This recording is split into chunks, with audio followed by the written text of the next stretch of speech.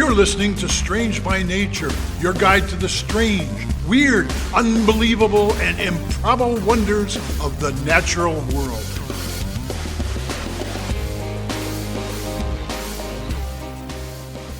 Hello, everyone. Thanks for being here today. I am Kirk Mona, and I am joined today by Rachel Ginza and Victoria Thompson.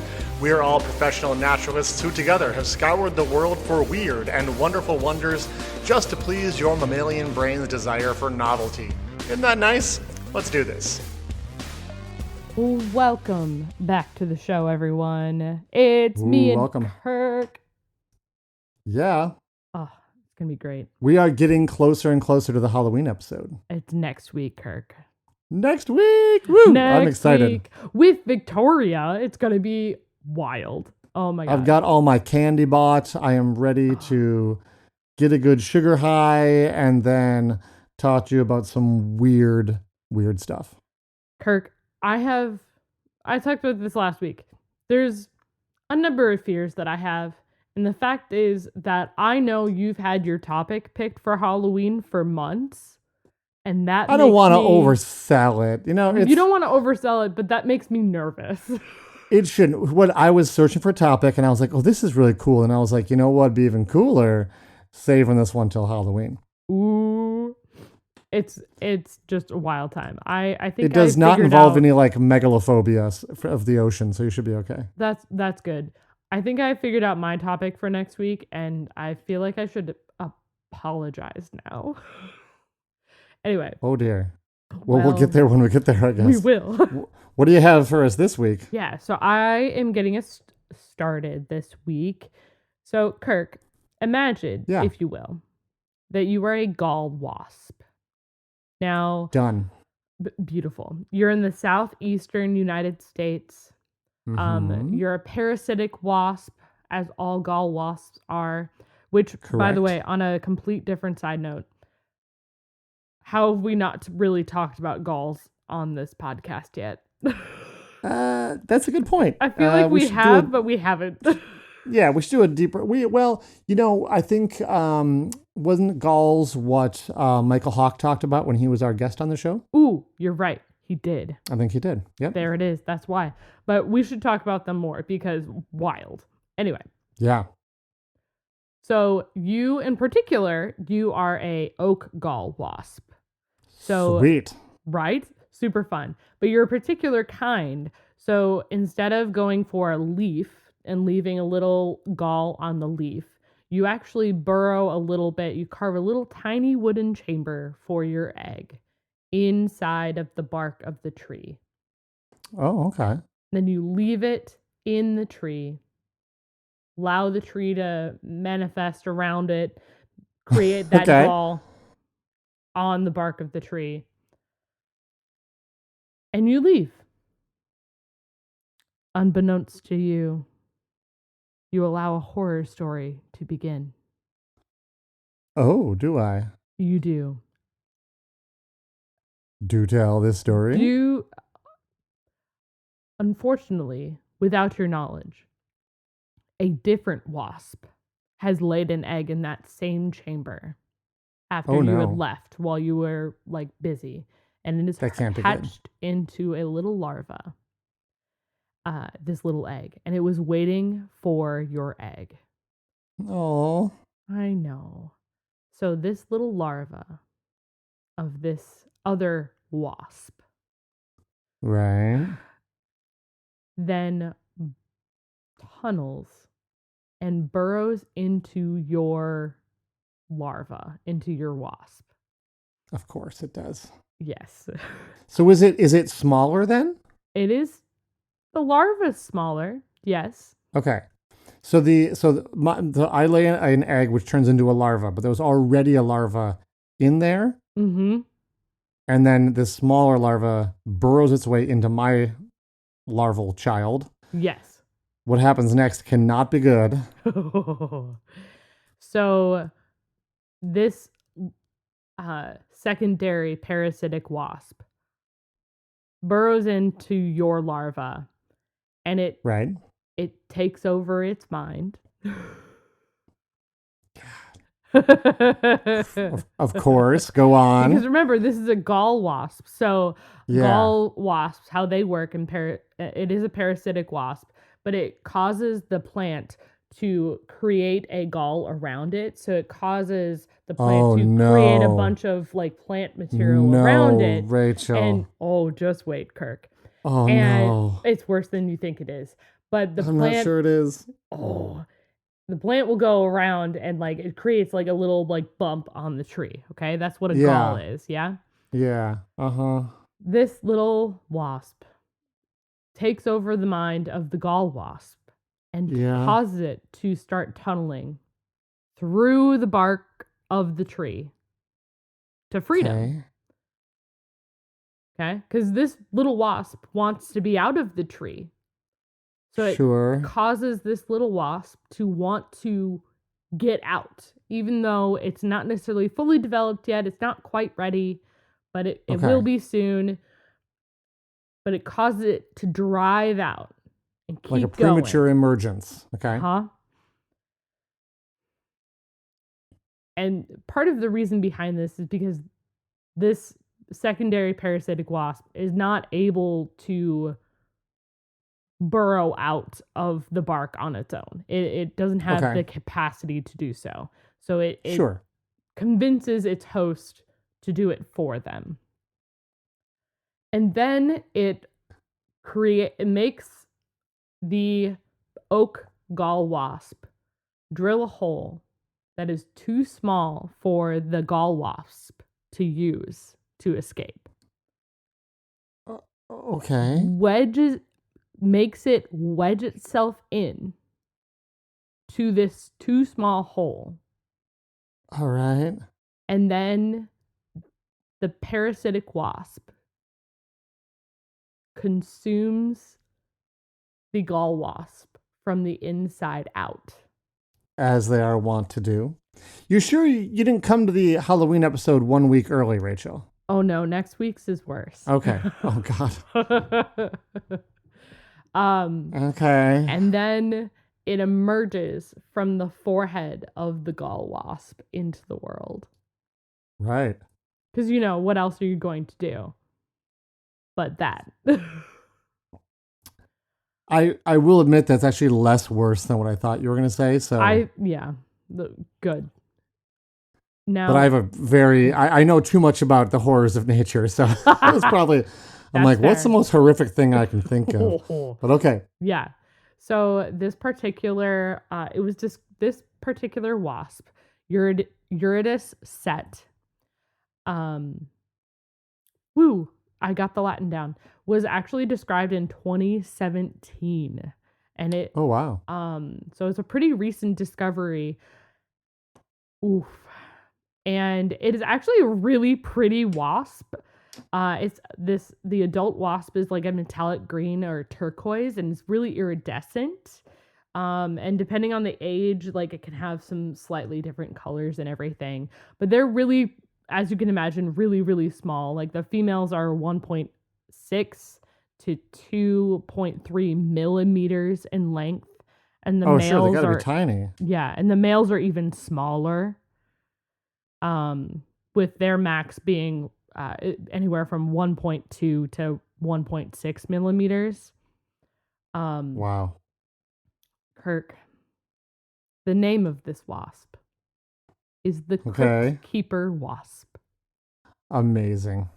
Amazing, Rachel. Love it. Science saw what happened here and was like, I know exactly what to call this wasp. Yes.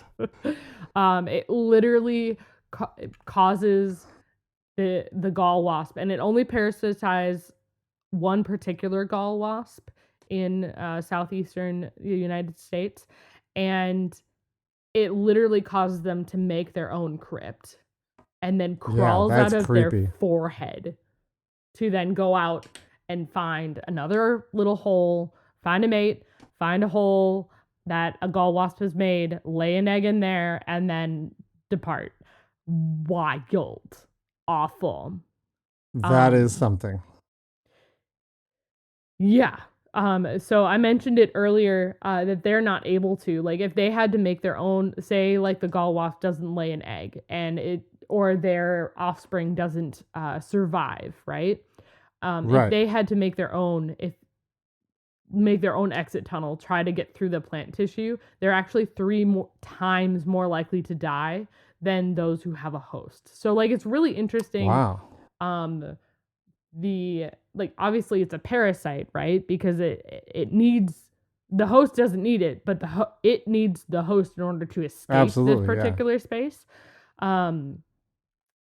But oh my God. Just that is really something. Nuts. Yeah, it's just awful. I would also like to say is like the scientific name, Eurytus Set. The name comes from the Egyptian god Set, who actually like trapped his brother Osiris. This is going more into Halloween. Okay. He trapped his brother Osiris in a sarcophagus and then killed him and cut him up into little pieces. Sorry, folks. Oh. Egyptian mythology. And then Osiris became the god or the lord of the dead, or the realm of the dead, I should say. Right. And that was one of the reasons. But yeah, nuts. So because of that, scientists saw this, was like, we're going to name him after this god. Yeah, that seems appropriate. It does. It was just wild. It came across my dash. I was kind of looking for some Halloween topics, and it was called the Crypt Keeper Wasp, and I couldn't not talk about this. Right. So my sources this week, I got some pretty good general feedback from Wikipedia, but also science.org. The Smithsonian Magazine had a really good article, as well as National Geographic, who had an interview with the person who discovered it, Kelly Weinersmith, who's a parasitologist. Apparently, she said that the behavior that the crypt keeper does is creepy. But she's also afraid of tight and small spaces. She has claustrophobia. So that's fair. Well, Rachel, this has, once again, a very strange connection to my topic for this week. Kirk, we're just on the same wavelength. Oh my God. I mean, you'll see. You'll make the connection eventually. It won't be immediately apparent. Well, in that case, we're going to go to a break. And then when we return, I'm so intrigued, Kirk. See you in a minute.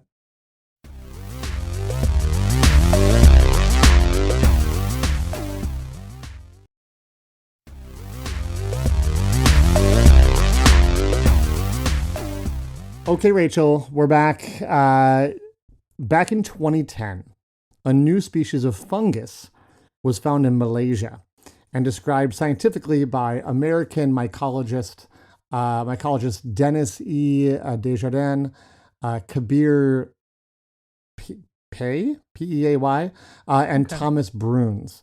And Bruns had collected the sample a few years earlier, or I guess a year earlier in 2009.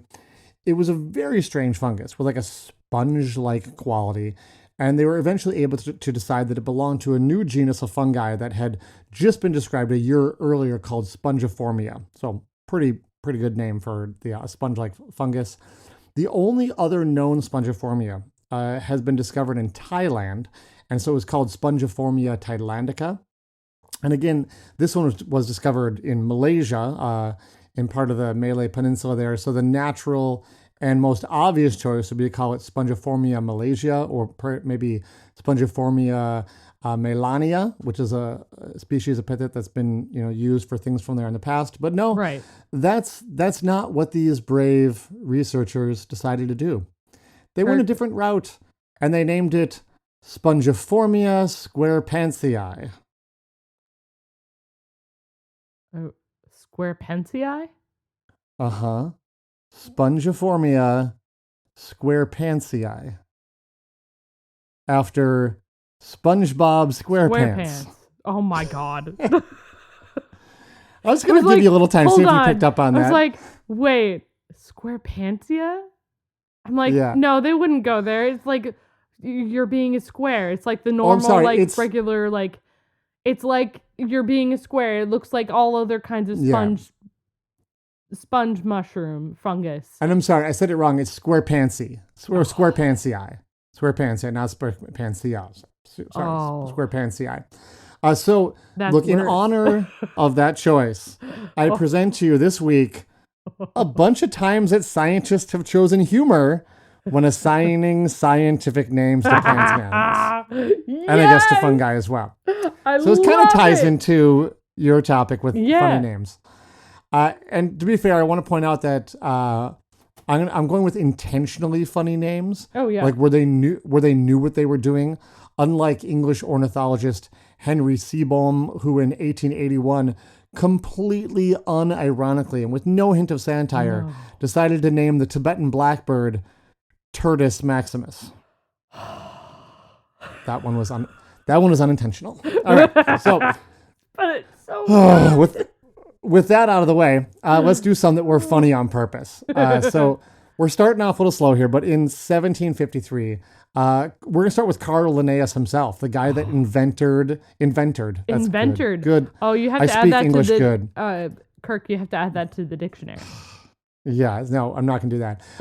So the guy that invented the taxonomic system we currently use, I don't think you can argue that modern scientists can't have fun with names when Carl sure did. Yeah. He was really petty about it too. One of my favorite stories was about a feud he had with fellow botanist George Siesbeck, George Siegebeck, who said disparaging things about Linnaeus and his work. So when Linnaeus had to name a small, bad-smelling, insignificant weed, he named it Siegebeckia orientalis.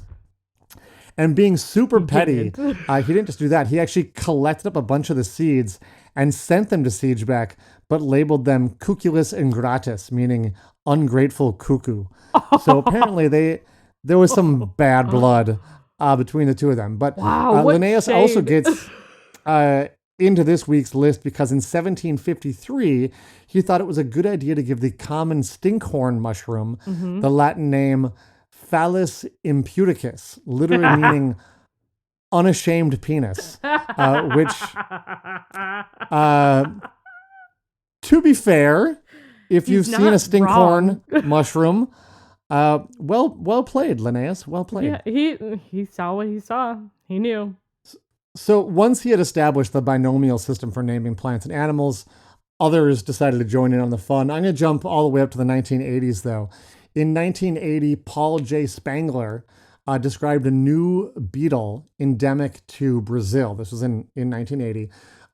When he realized it was in the genus Atu, which is YTU, pronounced Atu, which had been created back in the 1970s, he knew he needed to name this new beetle species Brutus. So the scientific name would be A2 Brutus, in homage to the Shakespeare line, A2 Brute.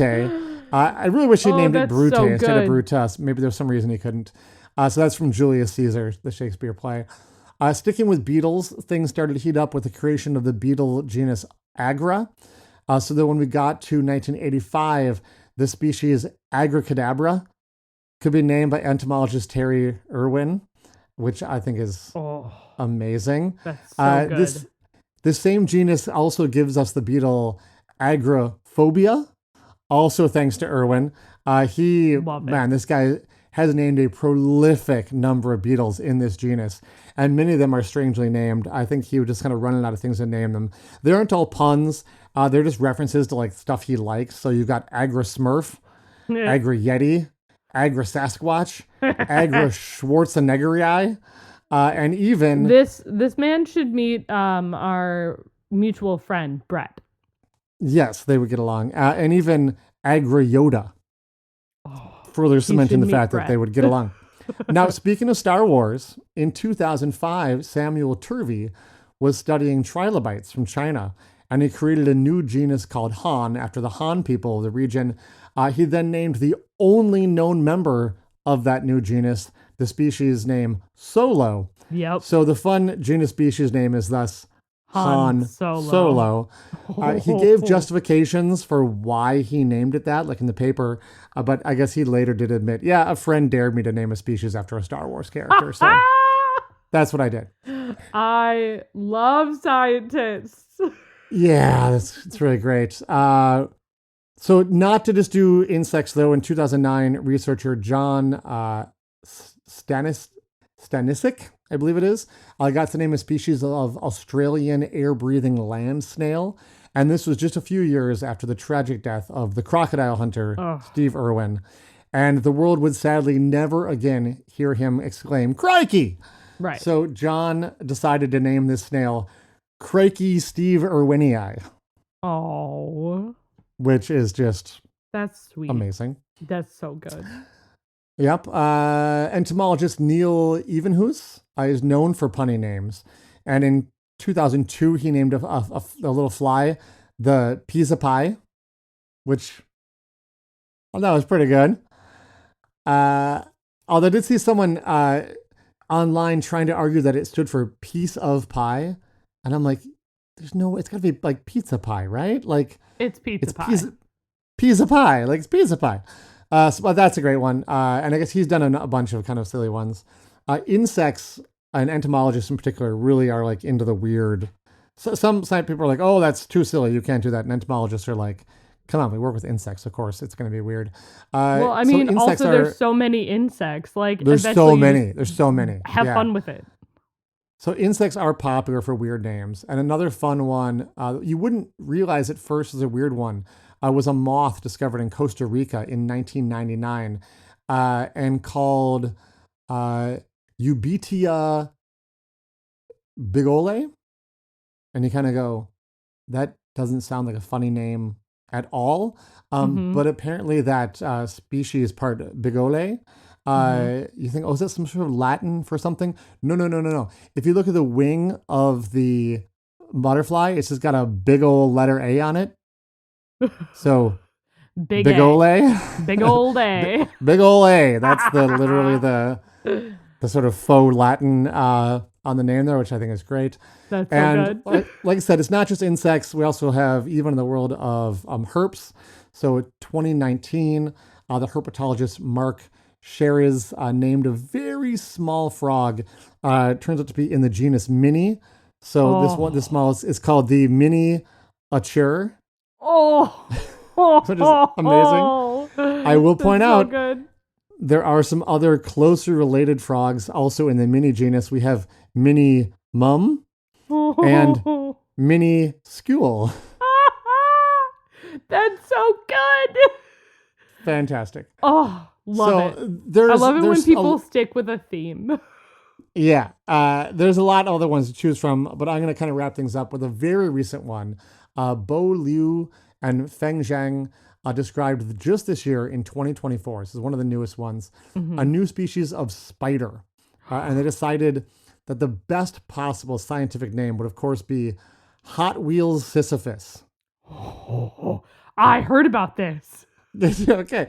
So they went with Hot Wheels because, and I'm not making this up, the looping reproductive organs of the male spider reminded them of the orange looping Hot Wheel tracks they'd played with as children. Yeah. We can all picture those, like, those loops. I'm like, that's fantastic. I see it. Yeah. It's actually thought that the Sisyphus part refers to perhaps the fact that the female reproductive organs are also wildly looped, and there's clearly like an arms race between male and female genitalia, and it's a never-ending Sisyphean task to try to mate successfully. So I was like, bravo. They took their assignment so seriously. I love it. Yeah, 10 points to Ravenclaw. Oh. So that's what I've got for you this week. My sources were Wikipedia, and you'd find one thing would lead to another and whatnot, and then also Smithsonian Magazine had an article about some strange stuff. So there's just so many. There's so many good ones out there. So I mean, we've for sure talked about some of them on the show before too. Like, they're so good. I love it when scientists have fun. Yeah, I found the Spongiformia squarepantsii, and I was like, This is so awesome, and I could do like So good. where I talk about the fungus, and I'm like, no one really cares about the the physical structure of this fungus. They want to hear more weird scientific names. So I decided let's do it. Let's just list a whole bunch of these out. So That's so good. I love that. Thank you so much, Kirk. you're welcome. I hope it brought some bright cheeriness to all of your days. Yeah, And- especially since I talked about the Crypt Keeper moth, or Crypt Keeper Yeah. wasp, I should say. Yeah, well, it's like, it's a very strange named episode. Yeah. Well, look, let's go for it. We've done it. We have ticked off all of the weeks, and now It's next week, Halloween. the Halloween episode. Very excited. We will see you all next week. Yes. Same bat time, same bat channel. Yeah. Before we go, I want to say one other thing about the Crypt Yeah. Keeper wasp. I Ooh. double checked my notes, and I actually misspoke. I said it burrows through the bark. It doesn't burrow through the bark. It actually does make one gall. The oak gall wasp makes a gall on the stem or the leaf, but apparently the Crypt Keeper wasp still cannot burrow through the leaf and the plant tissue. So. Oh, I was kind of wondering about that. I'm like, wow, a gall in the bark. That's weird. In the bark. Yeah, no. It was actually But on. there you go. It's on a leaf. Live corrections going on the show right here. Woo! You heard it. Breaking news, people. At the 26-minute mark, we Yeah. have a correction for you. Yeah. Thanks well, for sticking to the end. That's how you know it's all correct. There we Factual. go. Thanks for listening. See you all for Halloween. Bye-bye.